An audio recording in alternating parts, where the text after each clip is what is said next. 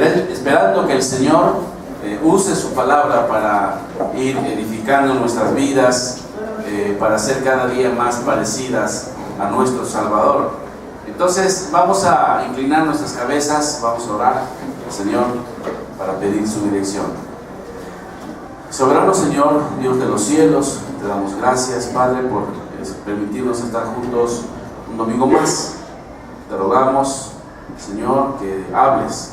Queremos oír tu voz, queremos aprender lo que tú tienes para nosotros, que tu Espíritu use tu palabra para hablar a nuestras vidas y nos impulse, y nos lleve a obedecer lo que tú, Señor, nos vas comunicando y nos vas enseñando. Gracias por tu palabra, gracias por este tiempo, gracias por la iglesia, en Cristo Jesús. Amén. Ha sido una semana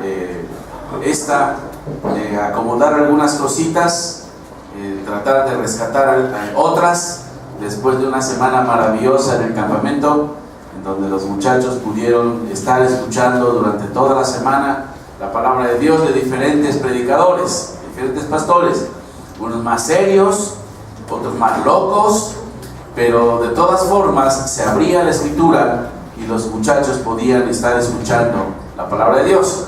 Pero después regresamos a la realidad de la vida, y no es porque el campamento no fuera una realidad como tal, pero regresamos a lo cotidiano, ¿verdad? A la familia, a la casa, a los hermanitos, a papá, mamá, y decimos, bueno, ya se terminó el sueño de una semana de campamento. Ciertamente no, es la oportunidad para retomar las relaciones, retomar el estar con la familia, el aplicar la escritura, el gozarse en el Señor. Y ayer tuvimos un tiempo espectacular, un tiempo edificante con los jóvenes, escuchando lo que ellos en sus corazones decidieron para Dios.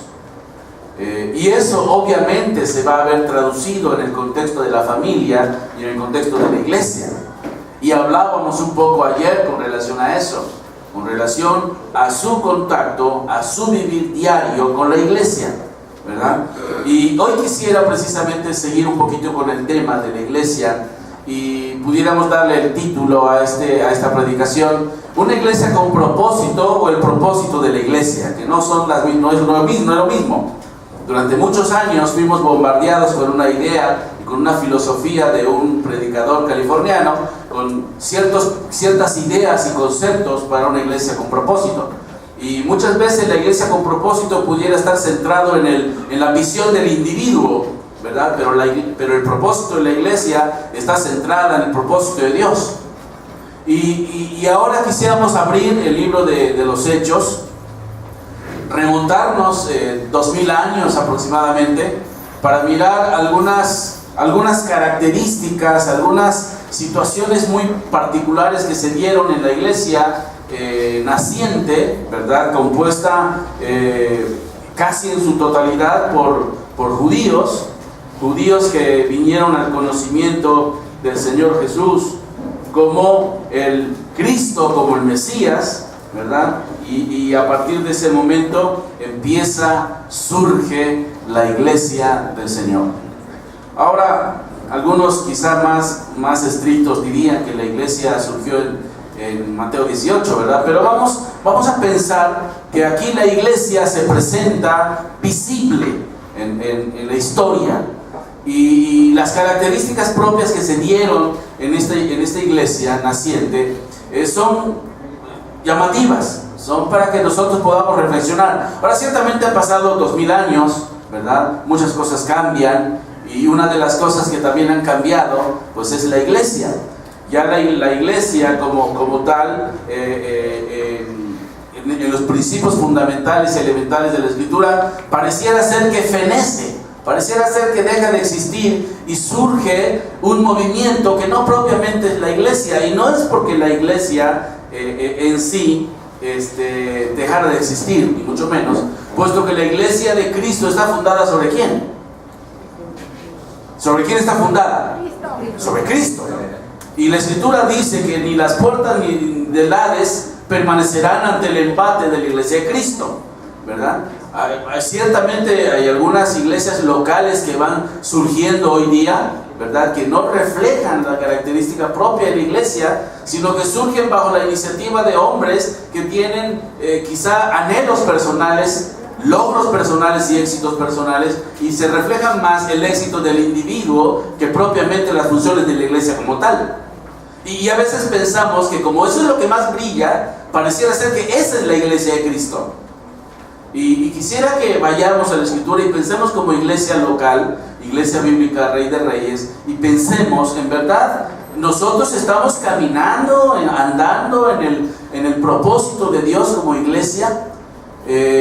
Vemos la iglesia solamente como la reunión del domingo como tal, en donde venimos, cantamos, a veces cantamos bien, a veces cantamos mal, ¿verdad? A veces testificamos cosas impactantes, a veces testificamos cosas aparentemente no tan impactantes. O sea, ¿qué es la iglesia? O sea, la iglesia es venir el domingo y congregarnos.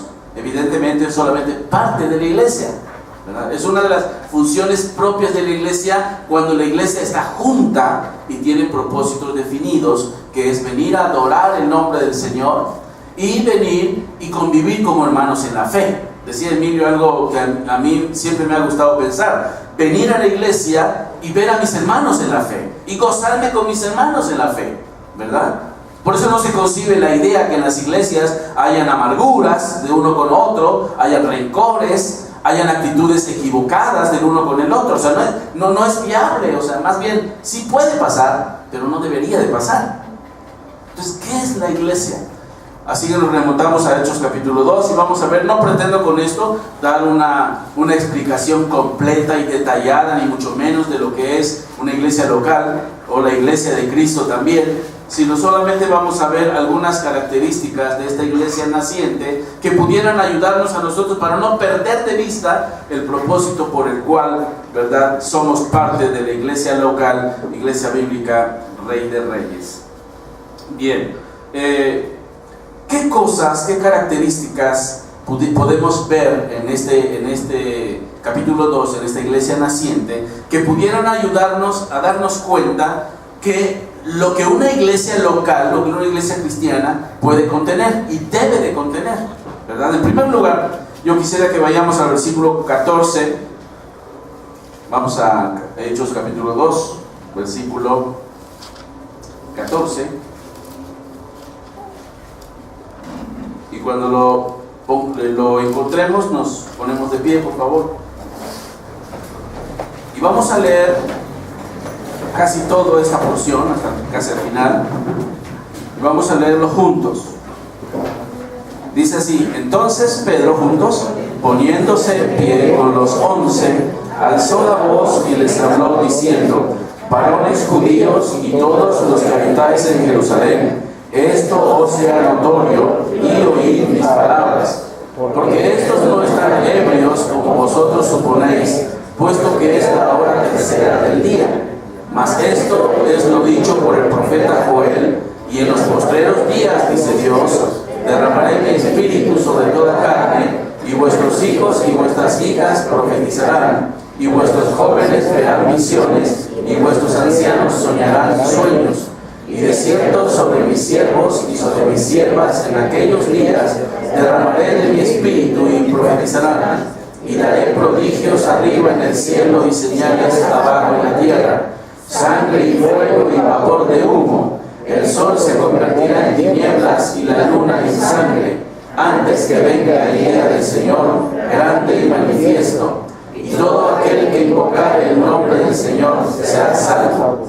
Varones israelitas, oíd estas palabras: Jesús Nazareno, varón aprobado por Dios entre vosotros, con las maravillas, prodigios y señales que Dios hizo entre vosotros por medio de él, como vosotros mismos sabéis. A este, entregado por el determinado consejo y anticipado conocimiento de Dios, prendisteis y matasteis por manos de inicuos, crucificándole, al cual Dios levantó, sueltos los dolores de la muerte, por cuanto era imposible que hubiesen detenido por ella. Porque David dice de él: veía al Señor siempre delante de mí, porque está a mi diestra, no seré conmovido. Por lo cual cual mi corazón se alegró y se gozó mi lengua, y aún mi carne descansará en esperanza. Porque no dejarás mi alma en el Hades, ni permitirás que tu santo vea corrupción. Me hiciste conocer los caminos de la vida, me llenarás de gozo con tu presencia. Varones hermanos, se os puede decir libremente del patriarca David, que murió y fue sepultado, y su sepulcro está con nosotros hasta el día de hoy. Pero siendo profeta, sabiendo que se había jurado que de su descendencia, en cuanto a la carne, levantaría a Cristo para que se sentase en su trono, viéndolo antes, habló de la resurrección de Cristo, que su alma no fue dejada en el Hades, ni su carne vio corrupción. A este Jesús resucitó Dios, de los cuales todos nosotros somos testigos. Así que, exaltado por la diestra de Dios, y habiendo recibido del Padre la promesa del Espíritu Santo, ha derramado esto que vosotros veis y oís.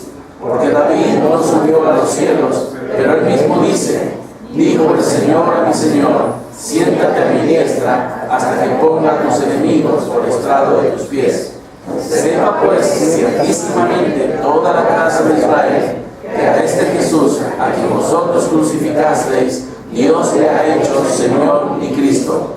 Al oír esto, se compungieron de corazón y dijeron a Pedro y a los apóstoles: varones hermanos, ¿qué haremos?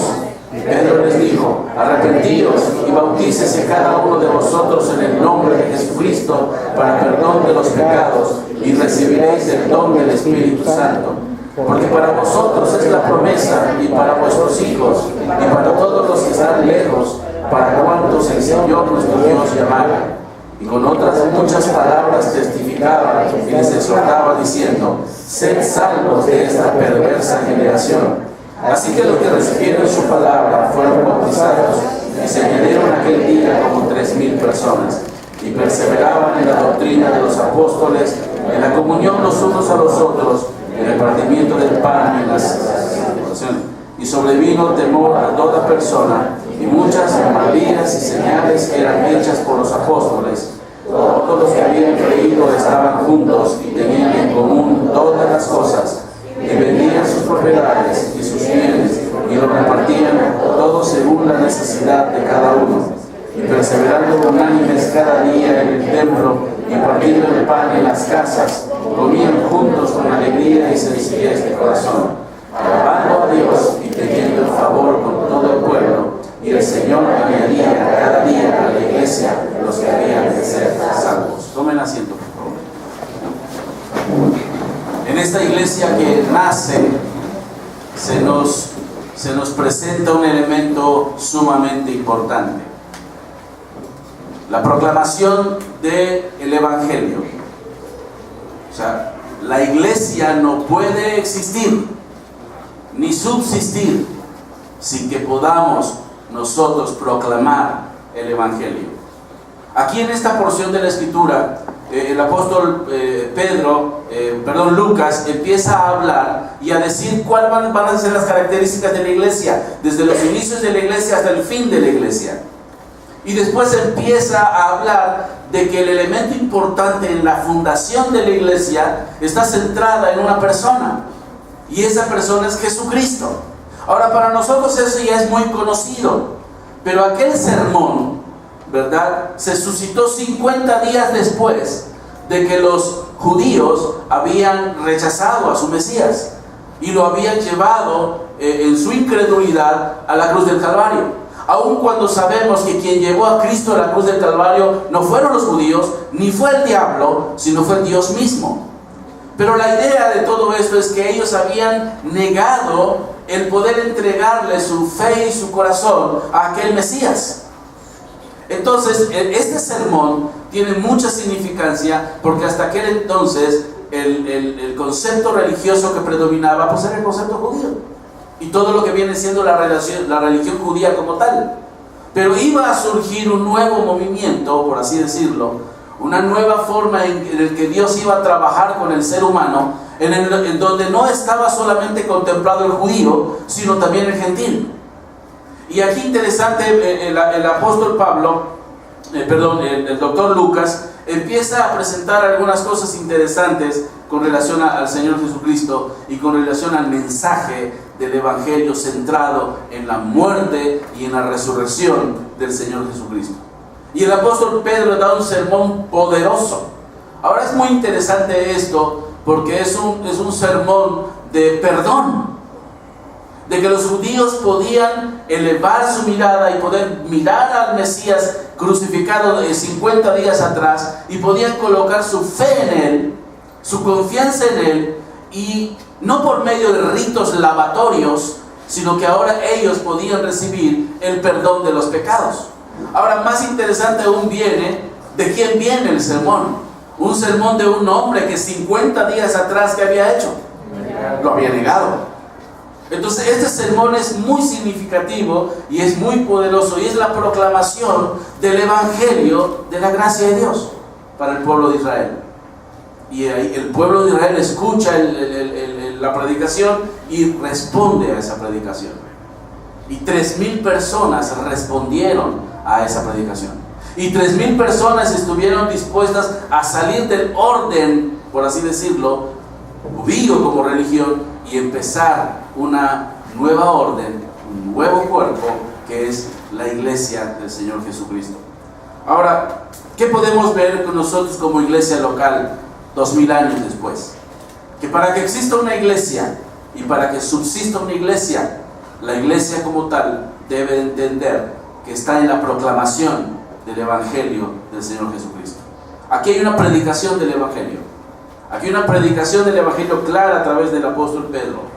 Y ante la predicación clara del apóstol Pedro, personas responden al llamado de Dios. Y si nosotros empezamos a ver lo que esta escritura dice, si me acompañan, en el versículo 39, dice el pasaje, dice: porque para vosotros es la promesa, y para vuestros hijos, y para todos los que están lejos, para cuantos el Señor nuestro Dios, ¿qué dice?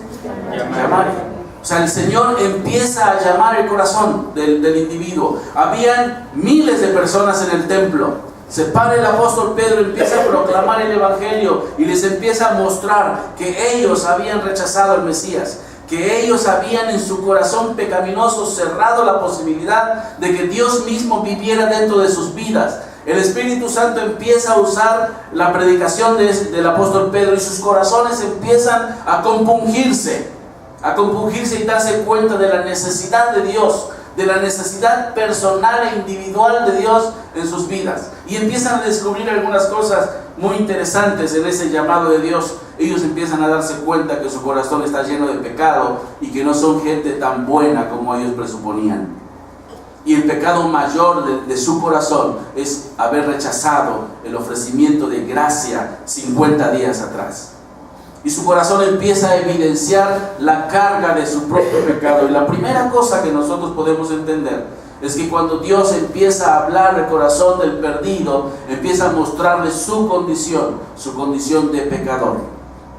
Hace muchos años atrás, nosotros cuando llegamos a Guadalajara en el 87, una hermana estaba discipulando a una chica de una iglesia. Y llegó el momento en que llegaron al punto del perdón de pecados. Y en ese momento esa muchacha empezó a llorar. Y decía: yo no me siento perdonada. A todo esto tenía un tiempo de congregarse en la iglesia. Yo no me siento perdonada. Y esta hermana le empezó a guiar hacia la persona del Señor Jesucristo, empezó a guiarla hacia lo que Jesucristo hizo en la cruz del Calvario, al dar su vida, al derramar su sangre en la cruz del Calvario, ocupando su lugar, su muerte sustitutoria en la cruz del Calvario, y ella no pudo más. Y estando en esa situación, le pidió a la hermana: quiero arrodillarme. Y se arrodilla la persona y le empieza: Señor Jesús, ven a mi vida, límpiame de mi pecado, lava mi pecado con tu sangre preciosa. Quiero saber y experimentar en mi vida que soy perdonada y limpiada por ti. Y cuando se para, dice: estoy libre. ¿Sabe? Los judíos no sentían esa necesidad. Y el apóstol Pedro, con la proclamación del Evangelio, llega a un punto muy importante, si me acompañan, allí en Hechos capítulo 2, versículo 36, dice: sepa pues ciertísimamente toda la casa de Israel que a este Jesús, a quien vosotros crucificasteis, ¿qué dice? Dios le ha hecho Señor y Cristo. ¿Sabes? Es interesante, la palabra Señor es la palabra Kurios. Y el término Kurios es el equivalente en el hebreo a Adonai. El Señor era el soberano, era el Dios. Y ese Dios soberano, y que es a su vez Cristo ungido, era el libertador, no solamente de la esclavitud de Roma. Ese Dios era el Dios soberano que podía libertarle de la misma condena del pecado en sus vidas. Y esa verdad atravesó el corazón de los judíos, de aquellos judíos que estaban en el templo en el día de Pentecostés. Y sus corazones fueron quebrados por Dios. Y 3,000 personas respondieron a ese hecho.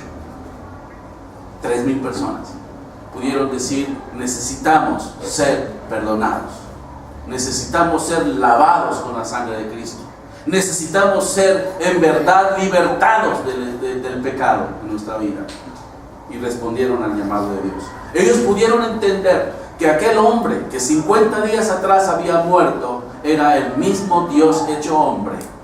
Y si decimos más adelante, lo veremos, que Jesús es el Hijo de Dios, estamos diciendo algo muy poderoso. Y los judíos lo pudieron entender en ese momento, que alguien había ocupado su lugar en la cruz del Calvario, aquel que habían rechazado 50 días antes, y había dado su vida para libertarlos del mismo pecado en su corazón. Y algo muy interesante que el apóstol Pedro menciona, si me acompañan, allá en el versículo número 40, dice: y con otras muchas palabras testificaba y les exhortaba diciendo: sed salvos de esta perversa generación. Dios les estaba ofreciendo a ellos la salvación, y en medio de aquella generación, en medio de aquellas personas que estaban allí, podían entregarle su fe al Mesías, podían entregarle su fe al Señor Jesucristo como su Mesías, como su Salvador. En el versículo 38 dice: arrepentíos y bautícese cada uno de vosotros en el nombre de Jesucristo para perdón de pecados. Aquí es un texto tan confundido para muchos. ¿Por qué el Señor Jesucristo dijo: arrepiéntase y bautícese en el nombre del Señor Jesucristo? El arrepentimiento es un cambio de mente, es un cambio de manera de pensar. 50 días atrás habían crucificado a su Mesías y ellos tenían que cambiar su manera de pensar con relación a lo que habían hecho. Y tenían que aceptar al Mesías como su Mesías. Tenían que haber aceptado a Jesús como su Mesías. Y al hacerlo, al venir a los pies del Mesías, tenían que identificarse con el Mesías bautizándose. Y es por eso que la Escritura dice bautizarse en el nombre del Señor Jesús, porque ellos habían rechazado al Señor Jesús 50 días antes. Ahora tenían que identificarse con Él y bautizarse en su nombre, aceptando que se identifican con Él como su Mesías. Y evidentemente, cuando un judío tenía que venir al Mesías, tenía que confiar que Él era el Mesías, y inmediatamente en la confianza en el Mesías, el pecado, el perdón de sus pecados era una realidad para ellos. ¿Se da cuenta? Pero el mismo Señor en el libro de Mateo capítulo 28 había dado una orden, y en Marcos capítulo 16 había dado la orden que se bautizaran en el nombre de ¿quién? Del Padre, del Hijo y del Espíritu Santo. Por lo tanto, cuando ellos se estaban identificando como el Mesías y estaban bautizándose, estaban tácitamente entendiendo que Dios era Padre, y lo reconocían, que Dios era Espíritu, y lo reconocían. Pero el que no reconocían 50 días atrás era el Mesías, al Dios hecho carne. Por lo tanto, al bautizarse en el nombre de Jesús, estaban obedeciendo el mandato de Jesús de Mateo capítulo 28. Si no, los apóstoles estuvieran enseñando una nueva doctrina, diferente a la de Jesús. Así que una iglesia cristiana surge y subsiste por la predicación del Evangelio de la gracia de Dios. Por eso, como iglesia, siempre debemos tener en nuestro corazón la carga, el deseo fervoroso de compartir la palabra de Dios.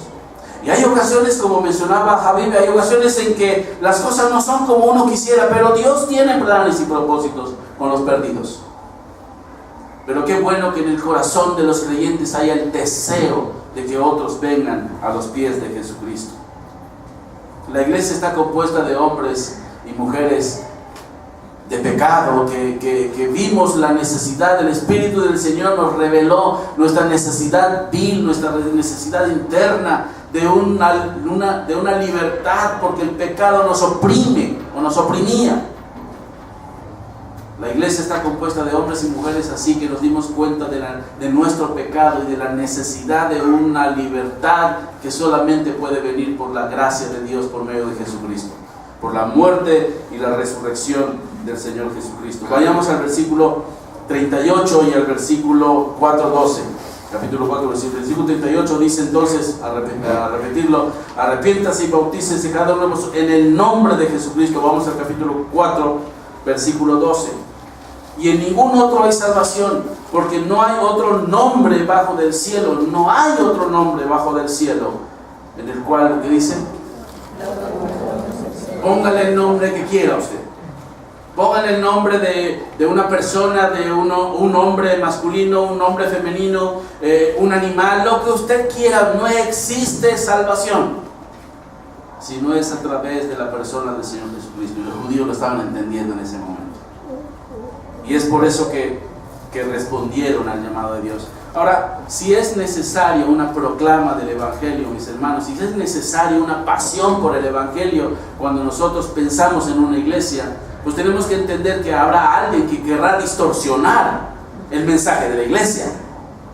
Hoy día existen muchas iglesias centradas en estructuras, centradas en filosofías humanas, en humanismo inclusive, en pensamientos positivos inclusive, en hombres capaces de oratoria inclusive, pero no está centrada en la persona del Señor Jesucristo.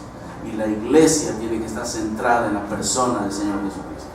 Así que el diablo querrá que una iglesia crezca numéricamente con cientos de personas y quizás miles de personas que no hayan experimentado el nuevo nacimiento por la fe en Cristo, que no hayan entendido lo que es el perdón de sus pecados y la vida eterna por medio de Jesucristo. Al diablo no le preocupa que personas llenen iglesias así, y por eso querrá siempre distorsionar el mensaje del Señor, y lo veremos más adelante cuando hablemos acerca de la doctrina. Así que la iglesia, como papel principal, lo veremos más adelante, tiene el propósito de adorar el nombre del Señor, pero una de sus funciones es la proclama del Evangelio, para que los perdidos vengan a los pies de Cristo. Dios estableció la iglesia para que a través de la iglesia los perdidos vengan al conocimiento de Jesucristo. Un día escuché a una mujer, a una persona decir: los grupos paraeclesiásticos, no sé si sabe lo que es un grupo paraeclesiástico.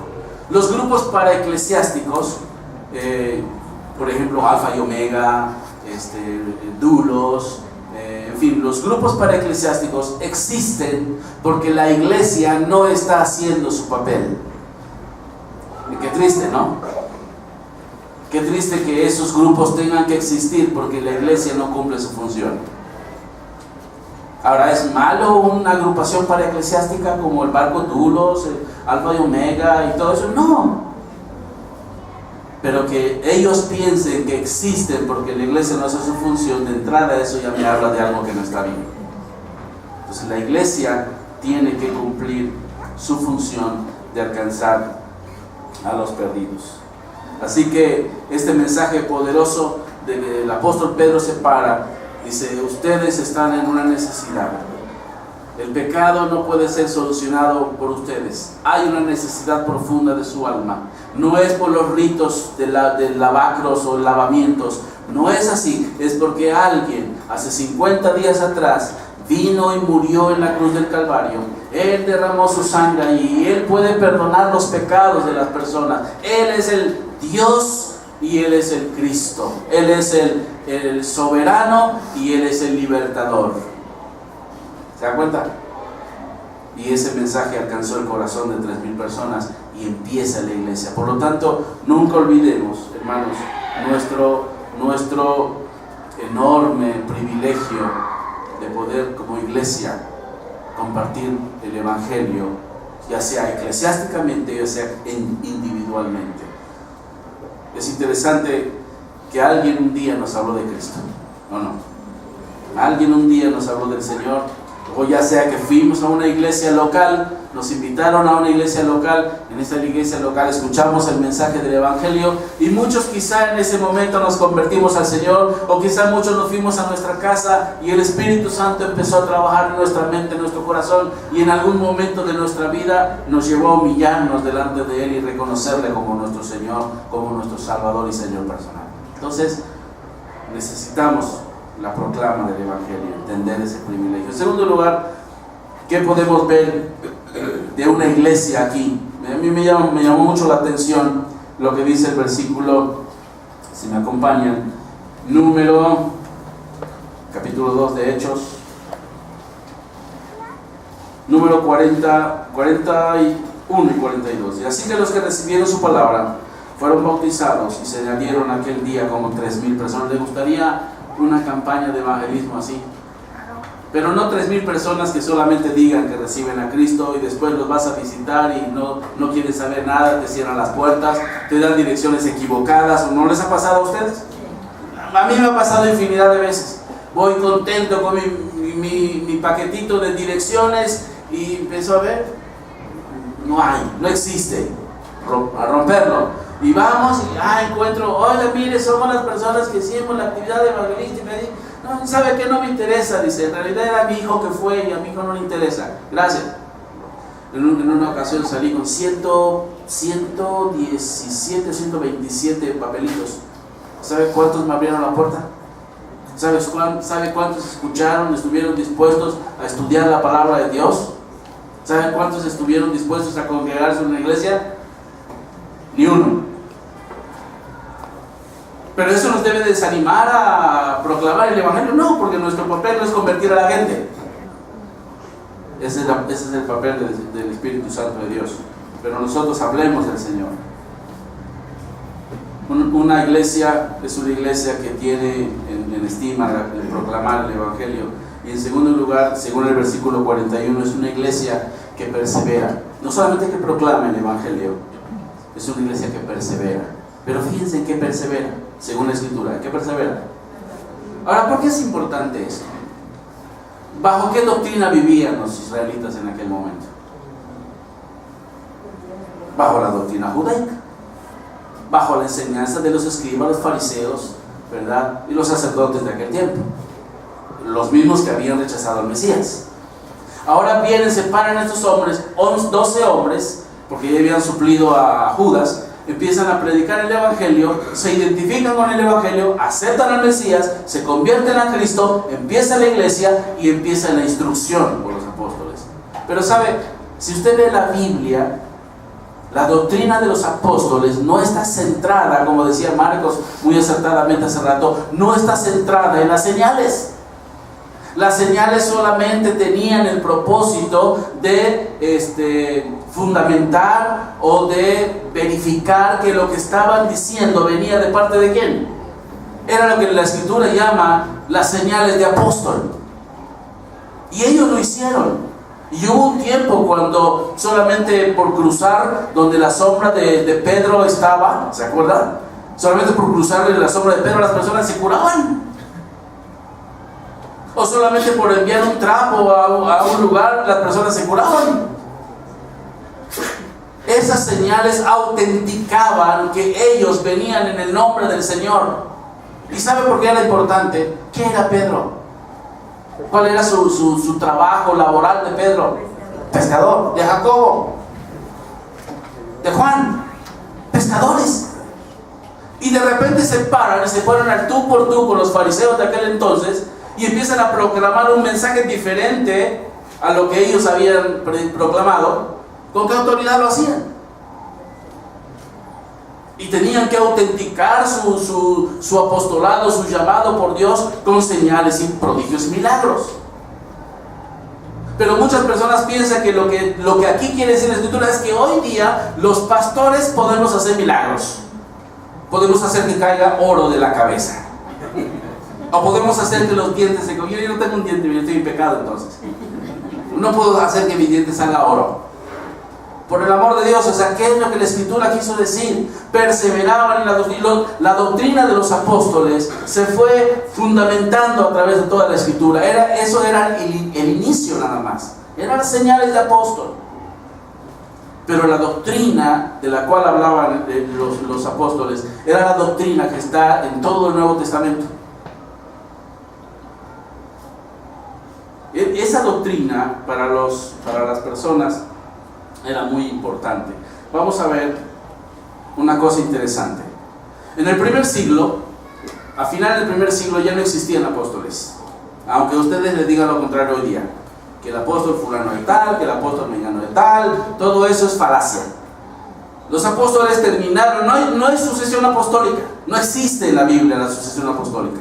Por lo tanto, si le dicen el obispo fulano de tal, digan, está en contra de la Biblia. A la muerte del último apóstol, que fue Juan, murió al finales del primer siglo, ¿verdad? Todos los que empezaron a surgir después de ellos, y Pablo da mucha instrucción a ellos en 1 Timoteo capítulo 3 y en Tito capítulo 1, les empieza a nombrar ¿cómo? A los que después surgen después de ellos, promovidos por ellos o dirigidos por ellos, los que fueron supliendo a los apóstoles. ¿Cómo se les llamó? Obispos o ancianos o presbíteros o presbúteros, que a final de cuentas son las mismas personas.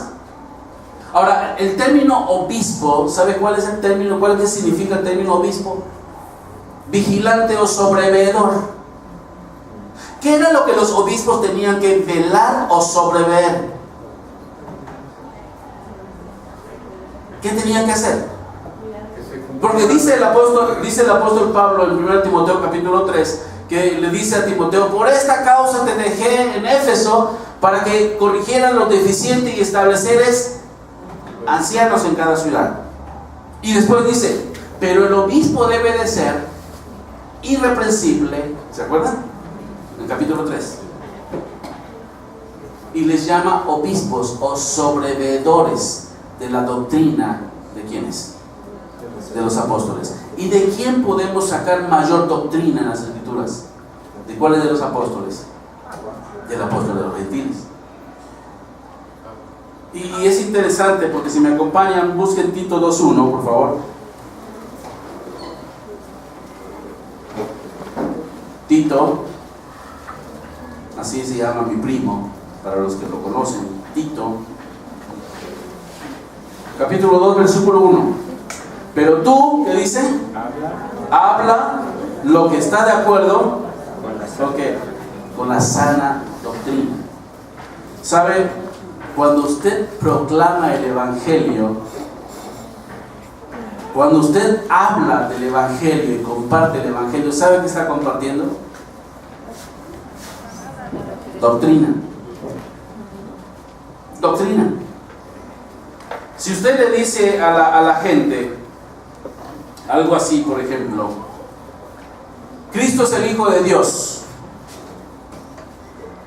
no está hablando de que de la mentalidad de nosotros que hay un padre y un hijo.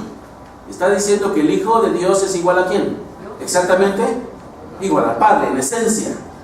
Por lo tanto, si usted está diciendo que Cristo es el Hijo de Dios, está hablando de la doctrina ¿de qué? De la encarnación, de que Dios se hizo carne. Y si usted le dice a la persona que Él derramó su sangre por Él en la cruz del Calvario, por sus pecados, ¿qué le está enseñando? ¿Qué doctrina le está enseñando? La doctrina de la redención. Y si usted le enseña a la persona que Cristo ocupó su lugar en la cruz del Calvario, ¿qué doctrina está enseñando? La doctrina de la sustitución. Y si usted le dice que Él le dio a favor suyo, o sea, Cristo le dio a favor del que cree en su nombre la justicia, ¿qué doctrina le está dando? De la imputación. Por lo tanto, si nosotros no estamos dando, o si le dice que usted puede ser salvo y tener vida eterna en Cristo Jesús, ¿qué doctrina le está enseñando? La doctrina de la salvación. Si yo no predico esta doctrina y añado personas a mi iglesia porque se bauticen, y ellos no entienden esto, no están entendiendo el Evangelio. Por eso Satanás querrá siempre distorsionar el Evangelio. Y los cristianos tenemos que tomar la palabra de Dios, sustentarnos en la doctrina de Dios y enseñar la doctrina de Dios. y que la iglesia pueda crecer en cuanto a ese punto.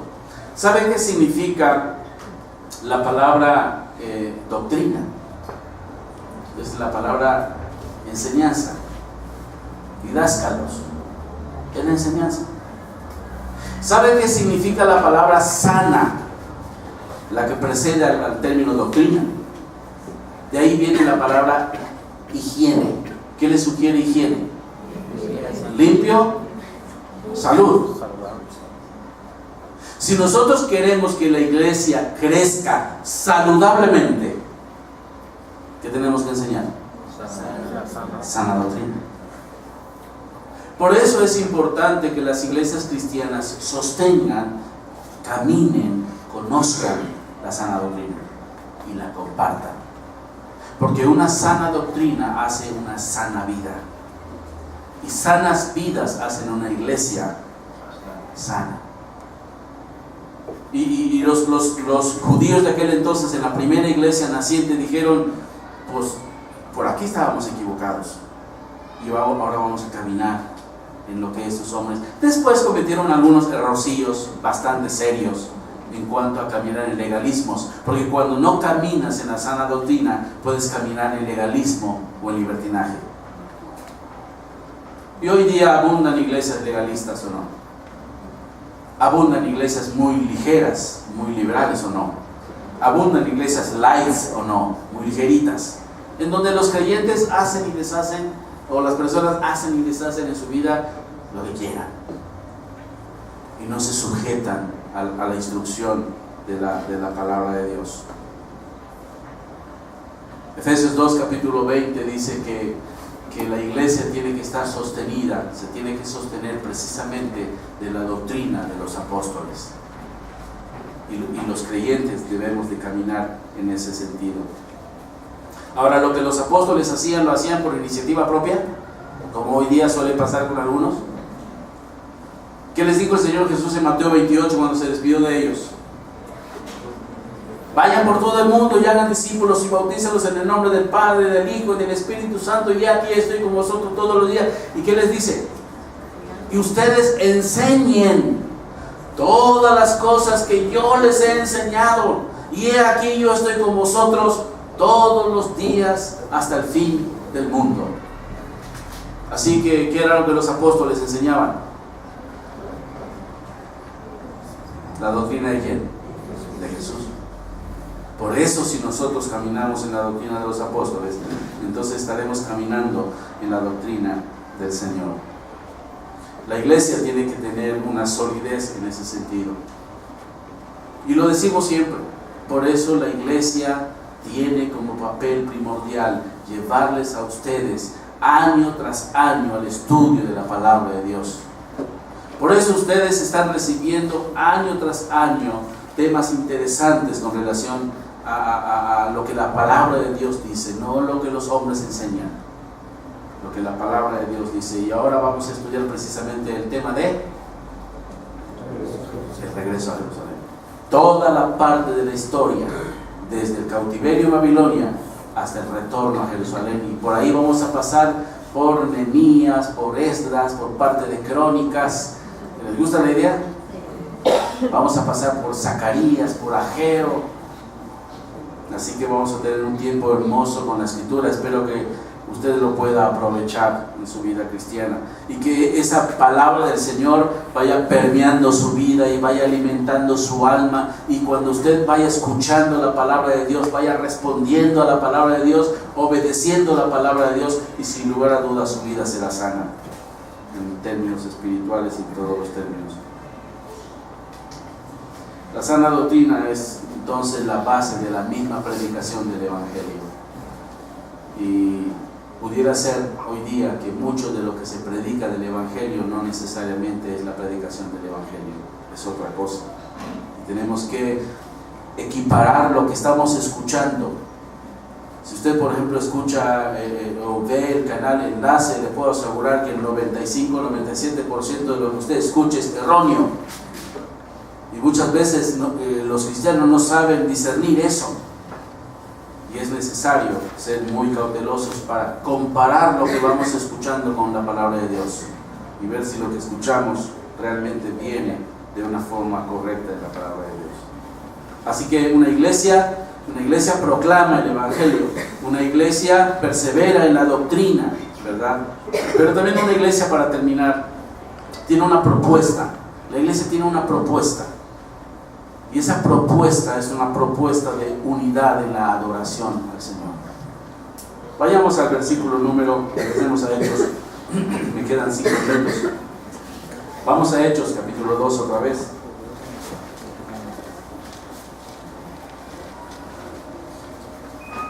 Dice el versículo 42. Perseveraban en la doctrina, pero fíjense lo que dice de los apóstoles: en la comunión unos con otros, coman en el partimiento del pan y en las oraciones. ¿Sabe? Este texto es muy bonito. Los creyentes podían por fin empezar una nueva forma de vivir en donde ellos participaban juntos. No estoy hablando de compañerismo. Aquí estoy hablando de que ahora podían juntarse como hermanos. El término comunión es una común unión, tener un sentido de estar juntos con un propósito definido. Y ese propósito definido era partir el pan. ¿Y qué? Y orar. La iglesia podía hoy día, esa iglesia que surgía, podía estar con un mismo sentir en partir el pan y el orar. ¿Qué es el equivalente a partir el pan? Cuando usted escucha partir el pan, compartir, sí, pero algo más que el simple hecho de compartir. Pásame un pedazo de virote, por favor. O sea, ¿qué es compartir el pan aquí? Ayudar. La cena del Señor. Alimentarnos de lo mismo. Era participar de la cena del Señor. Y podían juntarse y celebrar la cena del Señor. Y cuando celebraban la cena del Señor, celebraban a aquel que 50 días atrás habían rechazado y ahora era su Dios, era su Cristo. Y partían el pan, y me puedo imaginar que lloraban de gozo el saberse perdonados por aquel al cual habían rechazado 50 días atrás. Y podían sentarse y orar juntos como hermanos en la fe. Aquí no está hablando del compañerismo cristiano. Aquí está hablando del sentido literal de adoración del pueblo de Dios. ¿Y sabe cuál es el propósito de la iglesia, mis hermanos? Venir, sentarnos y adorar el glorioso nombre de nuestro Dios. Porque estamos recordando que Él nos rescató. Estábamos perdidos rumbo al infierno, sin Dios, sin esperanza. Y que por medio de su Hijo Jesucristo, muriendo en la cruz y pagando con su vida mi vida y derramando su sangre para perdonar y limpiar mis pecados, resucitando el tercer día para tener victoria sobre la muerte y garantizarme vida eterna, ahora yo podía reunirme en su nombre y adorarlo. ¿Sabe por qué estamos reunidos aquí? Por eso. Porque estamos reunidos con esa propuesta de adoración al Dios Todopoderoso, a nuestro gran Dios y Salvador Jesucristo, dice la Escritura. No venimos por hábito, no venimos por costumbre, venimos porque aquí, como familia de Dios, podemos juntarnos y elevar cantos de alabanza a nuestro Dios. Podemos partir el pan. Podemos recordar lo que Él hizo en la cruz del Calvario y nuestro corazón se derrama de adoración a Él. ¿Sabe? El simple hecho de partir el pan para ellos era un sinónimo total de rendición y de adoración al Señor. ¿Cómo llegarán los hermanos en aquel entonces unidos? Pero el diablo, que es el Dios de la desunión, inmediatamente empezó a fraguar un plan para destruir esa unión. ¿Cómo lo hizo? ¿Se acuerdan?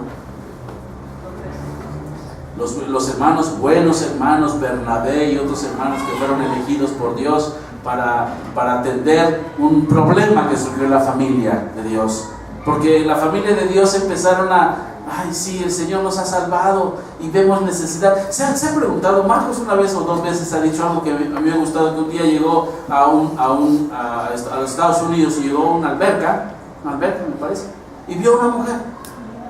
Y su espíritu la identificó inmediatamente con ella. ¿Por qué? Porque esa mujer era creyente. ¿Y era ucraniana? Iraquí. Y ese sentimiento de identificación, ¿quién lo hace? Dios, el Espíritu Santo. Y cuando venimos aquí porque estamos unidos en un mismo espíritu. Somos hermanos en sangre, ¿o no? Somos hermanos en espíritu. Y venimos a adorar a un Dios maravilloso y todopoderoso. Y eso nos debe de crear esa identidad, ese sentimiento de amor generado y producido por el Espíritu de Dios. A eso venimos aquí. Hay una propuesta de unidad en la adoración.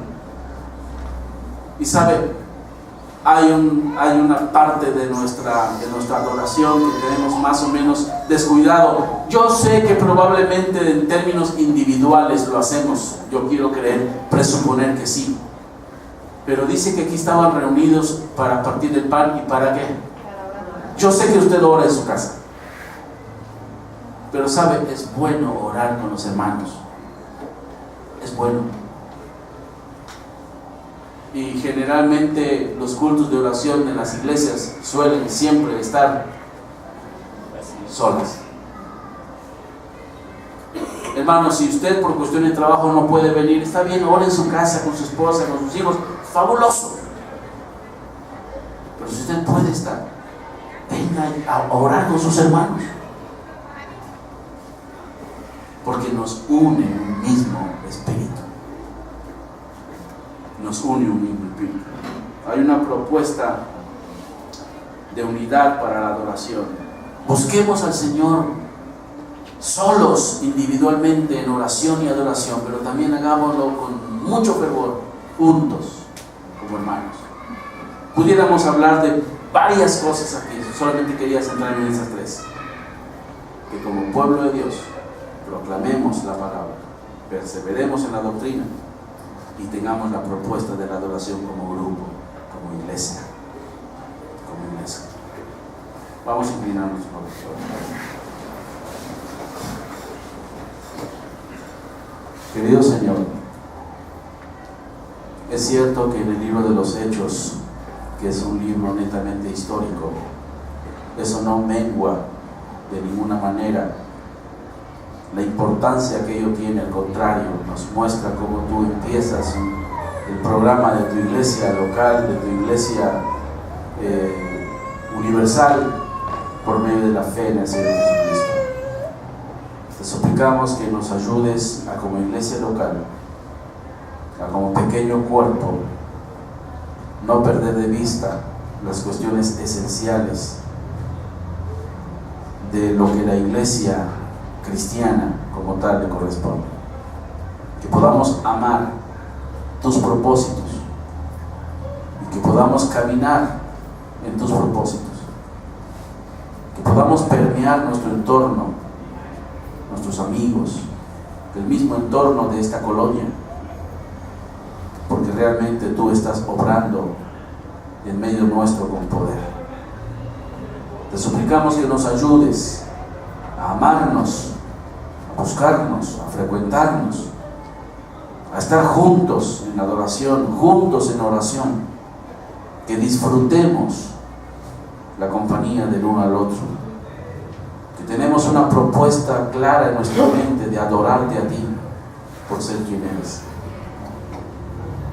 Te suplicamos dirección y ayuda, que tu Espíritu ministre a nuestro corazón.